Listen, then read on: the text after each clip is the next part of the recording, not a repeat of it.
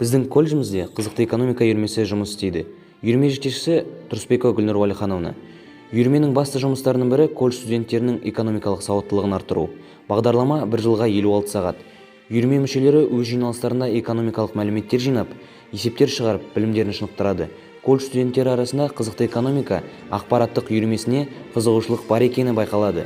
Үйірме қатары 2019-2020 оқу жылы бірінші семестр бойынша 30 студентті құрады. Үйірме мүшелері колледж студенттерінің арасында апта сайын ақпарат таратумен айналысады.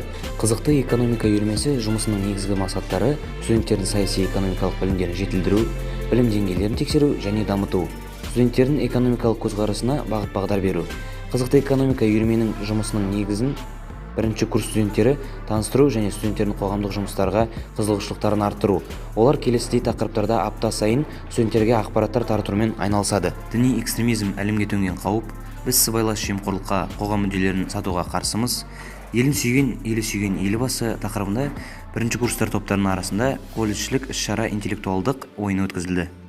2019-2020 оқу жылында үйірме мүшелері F41A тобының студенттері Қаршығана Гүлзат және Байжанова Айым облыстық Байсейітов ғылыми-тәжірибелік конференциясында бірінші орынға ие болды.